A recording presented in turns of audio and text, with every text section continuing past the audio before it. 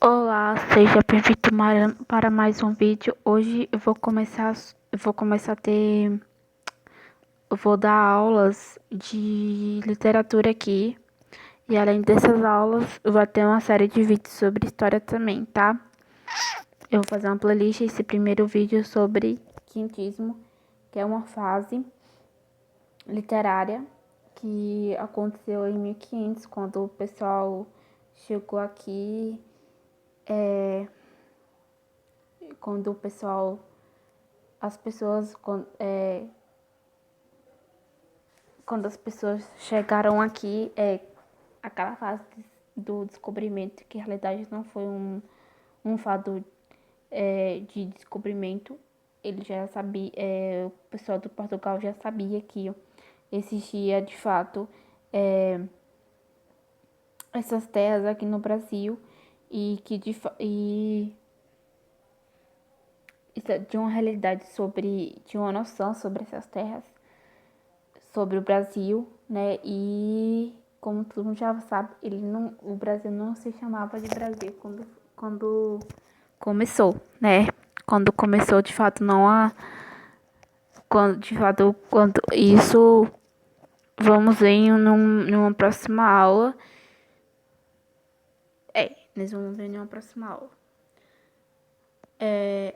Embora a literatura do país tenha nascido no período colonial, ainda não era sólida as condições essenciais para o florescimento da literatura. Os livros, bom, esse é um tópico muito razoável para explicação, que como todo mundo sabe, como todo mundo, né, tem um pouco de noção, que é sobre, desculpa aí, voltou sem querer. A literatura no país, como você já sabe, embora ele tenha nascido aqui nesse período,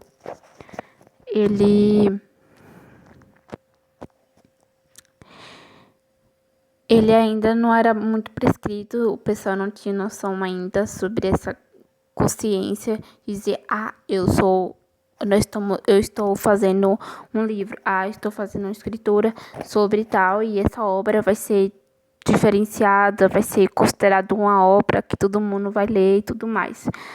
Não tinha esse esclarecimento aqui no Brasil sobre isso. E esses coisas escritas geralmente passou a ser impresso quando no período colonial, geralmente no início não tinha esse indício de literatura, como eu já falei, mas um pouco mais tarde, lá para um pouco mais tarde, quando de fato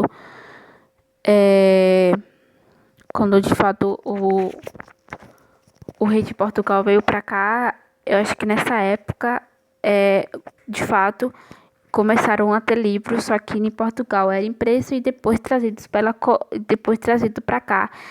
Essa afirmação ainda eu desconheço um pouco, porque de fato eu não estudei, não foquei muito sobre essas escrituras, né? Mas pelo que eu sei, é isso. Enfim,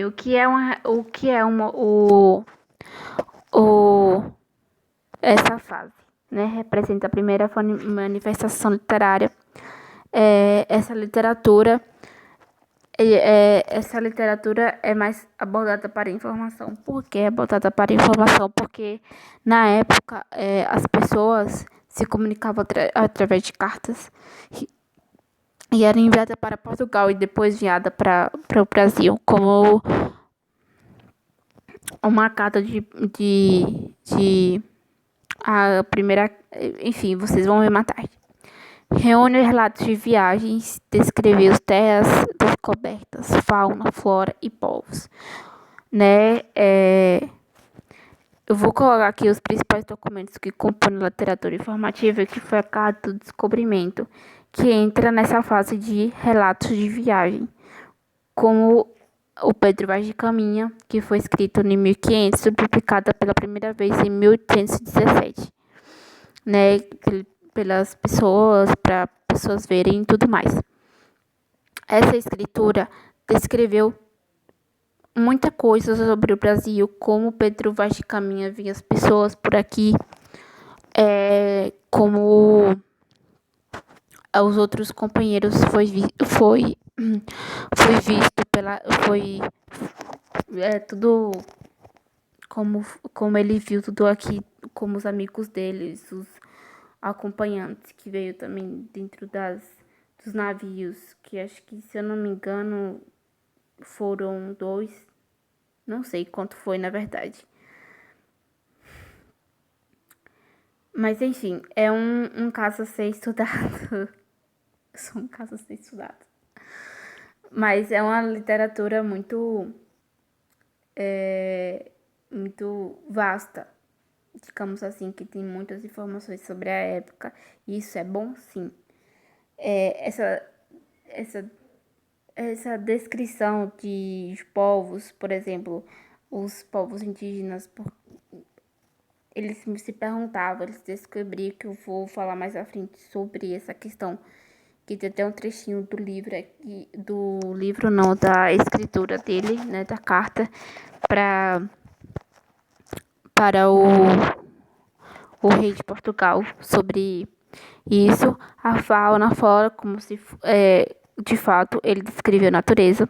Eu não sei se eu desconheço ainda o relato, se houve mais de um papel sobre a descoberta da natureza, né?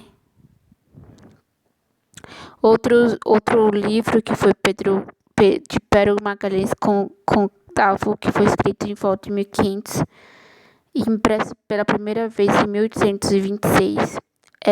Se eu não me engano, foi um livro, eu também desconheço, mas é uma das obras. História de Província de Santa, o vulgamento chamamos Brasil, que é o mesmo autor, né?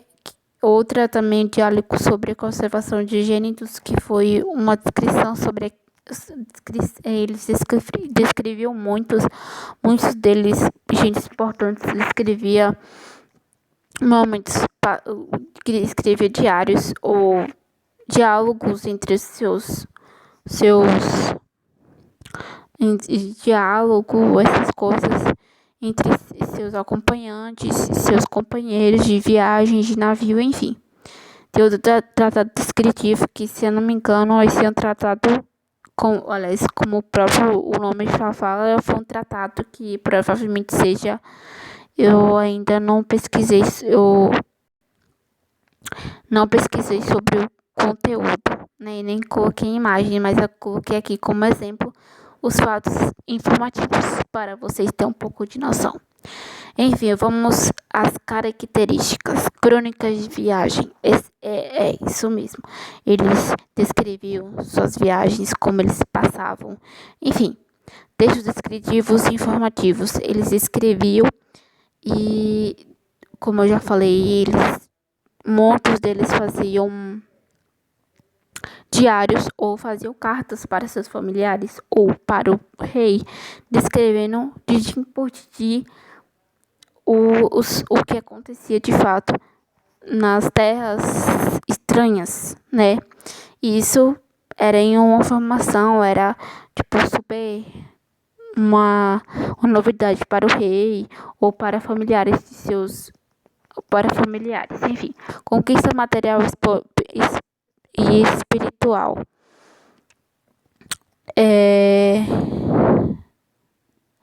Bom, esse é um tópico muito peculiar, né, que eu descrevo sobre essa questão, né, que muitas pessoas foram para lá. Na minha percepção, eles começaram a ter trocas de materiais com os índios, né, e a questão espiritual é que muitos, como os índios viviam aqui, né, muitos padres veio. Um deles eu vou falar mais um pouco à frente. E ele veio para caracterizar os digamos assim, que eu já esqueci o nome, converter, digamos assim, a os índios por serem pelo fato de índios serem, digamos assim, puros, né? Porque na época os padres de Portugal consideravam escravos índios de africanos sujos, tipo demônios e tudo mais. Me pergunte por que eu não sei. Na verdade eu sei, mas eu não vou falar aqui. Linguagem simples, eles tinham de fato uma linguagem simples, tipo uma falatória, como o próprio tópico já fala, e utilização de adjetivos. Principais autores: Pedro Vaz de Caminha, como eu já falei. Esse foi um cara assim que foi muito importante, que ele descrevia de fato e mandava essas cartas para o rei, né?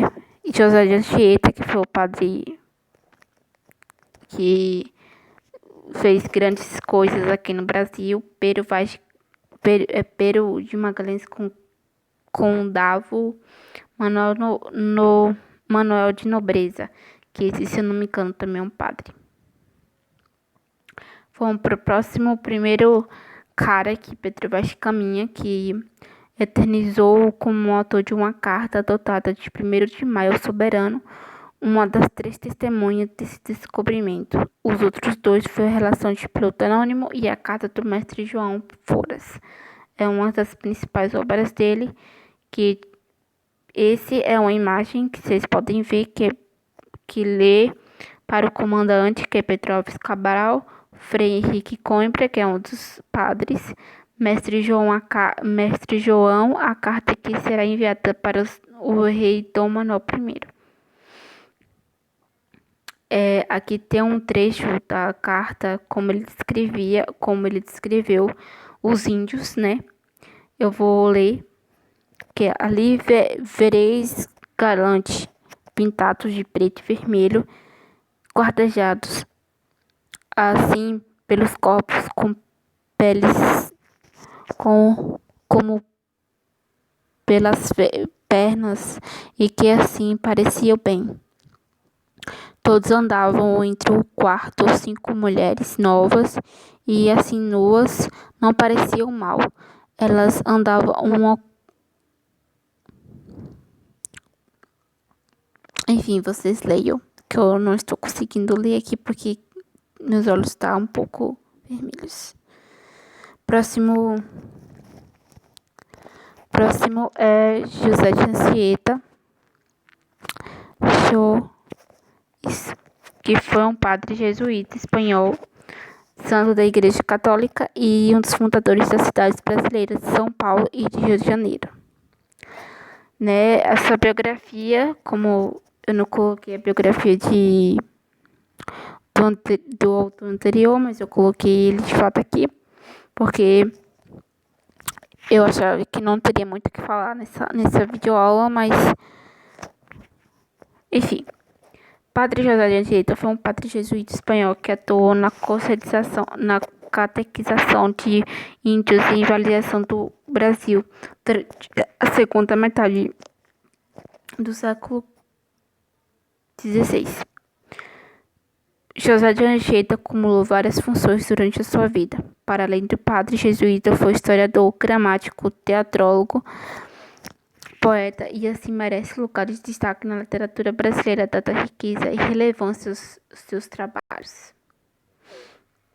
Obra, né? E nas suas obras foram mais de 50, como o poema Virgem, escrito durante o tempo em que se refez de índios, enquanto era negociada a paz entre os indígenas e portugueses, a arte de gramática na língua mais usadas na costa do Brasil, gramática sobre Tupi, que foi utilizada na missão jesuíta. O próximo é Pero Magalhães de Candavo, que é historiador e cronista português do século XV. é o autor da primeira história do Brasil. Trabalha como professor latim e escreve primeiro o manual ortográfico da língua portuguesa. Trabalha na descrição de documentos na Torre